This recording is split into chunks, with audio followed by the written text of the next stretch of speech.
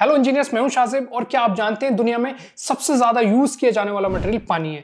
और पानी के बाद दुनिया में सबसे ज्यादा कंक्रीट का यूज किया जाता है। ये वही कंक्रीट है जिसका यूज आपके घर को बनाने में, ऊंची ऊंची बिल्डिंग्स को बनाने में, सड़कें बनाने में, ब्रिजेस, टनल्स, डैम्स और पूरी दुनिया में हर तरीके की कंस्ट्रक्शन में कंक्रीट का यूज किया जाता है। इसलिए पूरी दुनिया में पानी के बाद सबसे ज्यादा खपत कंक्रीट की है। वैसे तो कंक्रीट सीमेंट, रेत, बजरी और बहुत सारे अलग अलग केमिकल्स को मिक्स करके बनाया जाता है, लेकिन कंक्रीट को बनाने में सबसे इंपॉर्टेंट रोल सीमेंट का है। और पूरी दुनिया में बिल्डिंग्स, ब्रिजेस, रोड्स बनाने के लिए हर साल लगभग 30 बिलियन टन कंक्रीट यूज किया जाता है। और 30 बिलियन टन कंक्रीट को बनाने में लगभग 4 अरब टन सीमेंट की जरूरत होती है। और क्या आपने कभी सोचा है सीमेंट को बनाने की जो प्रक्रिया है उससे कितना कार्बन रिलीज होता है, ये इन्वायरमेंट और लोगों की हेल्थ पर कितना इफेक्ट करता है, और खास तौर से जब आपको 4 अरब टन सीमेंट बनाना हो। अगर हम बात करें दुनिया के टोटल कार्बन की, तो उसका 8% कार्बन अकेले सीमेंट इंडस्ट्री से निकलता है। वो इसलिए क्योंकि सीमेंट को बनाने के लिए लाइमस्टोन यानी कि चूना पत्थर को 1500 डिग्री सेंटीग्रेड के हाई टेम्परेचर पर गर्म करके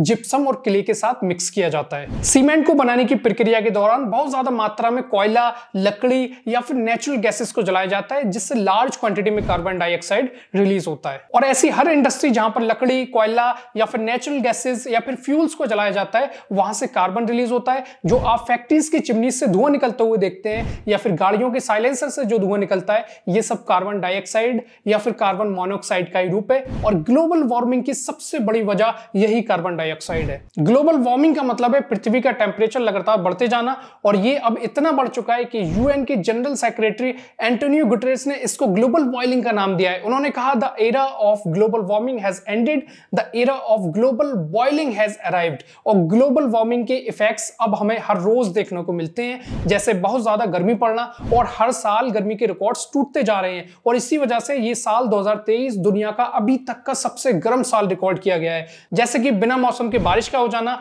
या फिर टेम्परेचर में चेंजेस की वजह से तेज तूफान आने लगे हैं, जिसकी वजह से बाढ़ आ रही है, लैंडस्लाइड्स यानी कि पहाड़ों का दरक जाना, जैसे कि आए दिन हम हिमाचल प्रदेश और उत्तराखंड में देखते हैं, पूरे के पूरे शहर बर्बाद होते जा रहे हैं। और अभी आप देख रहे हो जैसे कि चेन्नई में साइक्लोन आया है, जिसकी वजह से पूरा चेन्नई पानी में तैर रहा है। और इन सब चीजों से बिलियंस ऑफ डॉलर्स का नुकसान होता है, क्योंकि जहां फ्लड या लैंडस्लाइड्स होते हैं वहां पर दोबारा से रोड्स बनाने पड़ते हैं और लोगों को अपने घर बनाने पड़ते हैं। इसके अलावा राजस्थान जैसी जगहों पर सूखा बढ़ता जा रहा है, रेगिस्तान फैलते जा रहा है और खेती की जमीनें सुकड़ती जा रही हैं। गर्मी बढ़ने की वजह से ग्लेशियर्स पिघल रहे हैं और समुद्र का लेवल बढ़ता जा रहा है। इसलिए कहा जा रहा है कि 2050 तक मुंबई का 70% हिस्सा पानी में डूब जाएगा। जंगलों में खुद ब खुद आग भी टेम्परेचर बढ़ने की वजह से लग रही है, और इसलिए जानवरों की बहुत सारी प्रजातियां खत्म होती जा रही हैं। और लोगों की हेल्थ पर भी इसके बुरे इफेक्ट पड़ रहे हैं, क्योंकि जो धुआं गाड़ियों की साइलेंसर से या फिर फैक्ट्रीज की चिमनी से निकलता है, वो हवा में carbon monoxide and carbon dioxide छोड़ता है। और जब आदमी सांस लेता है तो यही कार्बन मोनोऑक्साइड बॉडी में एंटर कर जाता है और हीमोग्लोबिन के साथ मिक्स होकर ब्लड की ऑक्सीजन कैरी करने की एबिलिटी को कम कर देता है। और जब बॉडी में ऑक्सीजन की कमी होती है तो उससे दो तरह की सीरियस बीमारियां होती हैं।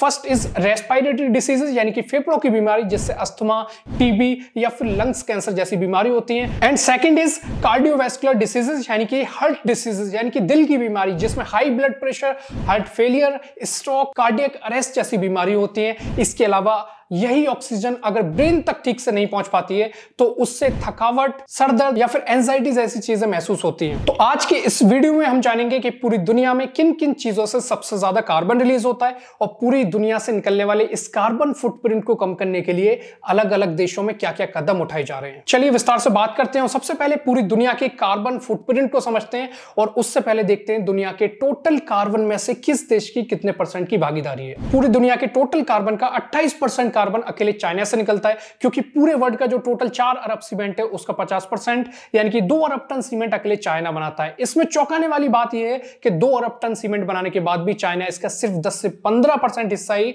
दूसरे देशों को एक्सपोर्ट करता है। बाकी का 85% सीमेंट वो खुद के ही देश में यूज कर लेता है। और इतने सीमेंट का यूज वो बिल्डिंग्स बनाने में नहीं कर रहा है, बल्कि वहां पर रोड्स बनाने में कर रहा है, ताकि पूरे देश की कनेक्टिविटी अच्छी हो जाए और इससे चाइना की इकोनॉमी और ज्यादा बूस्ट हो जाएगी। इसके बाद वर्ल्ड का टोटल कार्बन का 15% कार्बन यूनाइटेड स्टेट्स से निकलता है, 7% इंडिया से, 5% रशिया से और 3% कार्बन जापान से निकलता है। अब ये कार्बन किन वजहों से निकलता है इसको जानते हैं। इस टेबल में आप देख सकते हो पूरी दुनिया के टोटल कार्बन में से सबसे ज्यादा 29% कार्बन ट्रांसपोर्टेशन से निकलता है, जो कि सबसे ज्यादा है, जिसमें रोड पर चलने वाले व्हीकल्स, ट्रेन्स, पानी वाले जहाज, हवाई जहाज सभी इंक्लूडेड है। और इन सभी को चलाने के लिए भारी मात्रा में पेट्रोल और डीजल का यूज किया जाता है और यही पेट्रोल डीजल बर्न होकर गाड़ियों के साइलेंसर से धुआं बनकर निकलते हैं और इसी वजह से सीएनजी का कॉन्सेप्ट आया। लेकिन सीएनजी व्हीकल से निकलने वाला कार्बन पेट्रोल डीजल वाले व्हीकल से सिर्फ 5 से 10% ही कम था, इसलिए बाद में 0% इमिशन वाले इलेक्ट्रिक व्हीकल्स को लाया गया। बाकी का 28% कार्बन इलेक्ट्रिसिटी से, यानी कि जो बिजली आपके घरों तक पहुंचती है, जिससे आपके कूलर पंखे चलते हैं, उसको बनाने के दौरान जलने वाले फ्यूल से निकलता है। और इस इलेक्ट्रिसिटी से निकलने वाले कार्बन को कम करने के लिए पूरी दुनिया में सोलर एनर्जी के कॉन्सेप्ट को अपनाया जा रहा है। और यही वजह है हमारा भारत, जिसका कार्बन फुटप्रिंट दूसरे बड़े देशों की तुलना में पहले से ही बहुत कम है, लेकिन इसको और कम करने के लिए सरकार ने राजस्थान में दुनिया का सबसे बड़ा सोलर प्लांट लगाया है। इसके अलावा 14% कार्बन मैन्युफैक्चरिंग इंडस्ट्री से, 12% कार्बन रेसिडेंशियल, 9% कार्बन एग्रीकल्चर से और 8% कार्बन अकेले सीमेंट इंडस्ट्री से निकलता है, जो कि वीडियो के स्टार्टिंग में मैं आपको बता चुका हूं। तो अब आपको समझ आ गया होगा कि भारत समेत दुनिया के हर देश में इलेक्ट्रिक व्हीकल्स पर तवज्जो क्यों दी जा रही है, क्योंकि सबसे ज्यादा पॉल्यूशन ट्रांसपोर्टेशन से ही होता है। और इंडियन गवर्नमेंट ने लोगों का ध्यान इलेक्ट्रिक व्हीकल्स की तरफ खींचने के लिए 2015 में एक सब्सिडी स्कीम लॉन्च की, जिसका नाम fame India, faster adoption and manufacturing of electric vehicles in India रखा गया और इसका बजट था 895 करोड़। 2019 में फिर से अगले 5 साल के लिए फेम सेकंड को लॉन्च किया और इसका बजट है 10,000 करोड़ और ये स्कीम 31 मार्च 2024 तक लागू रहेगी। बाकी दिल्ली का हाल आपको पता है, यहाँ की एयर क्वालिटी अब हमेशा सीवियर कैटेगरी में रहती है, क्योंकि दिल्ली में दुनिया के किसी भी शहर के मुकाबले सबसे ज्यादा व्हीकल्स हैं और इसी की वजह से पॉल्यूशन इतना बढ़ जाता है कि यहाँ ऑड इवन नियम लागू करना पड़ता है। कंस्ट्रक्शन एक्टिविटीज को बंद कर दिया जाता है, लोगों को पर्सनल व्हीकल ना यूज करके मेट्रो यूज करने की सलाह दी जाती है। मेदांता हॉस्पिटल के सीनियर डॉक्टर ने एक प्रेस कॉन्फ्रेंस में कहा था कि जो न्यू बॉर्न बेबीज हैं उनका दिल्ली में सांस लेना ऐसा है जैसे कि वो दिन में 25 से 30 सिगरेट्स पी रहे हो। तो आप अंदाजा लगा सकते हैं कि एयर क्वालिटी किस हद तक खराब हो चुकी है और आपको अपनी हेल्थ का कैसे ध्यान रखना है। तो आई होप मेरे द्वारा दी गई इंफॉर्मेशन आपको अच्छी लगी होगी। अगर आपको ये वीडियो पसंद आई तो प्लीज वीडियो को लाइक कीजिए और भी इसी तरीके की कंटेंट के लिए हमारे रीइंफोर्स के चैनल को सब्सक्राइब कीजिए। मिलते हैं नेक्स्ट वीडियो में। Thank you so much.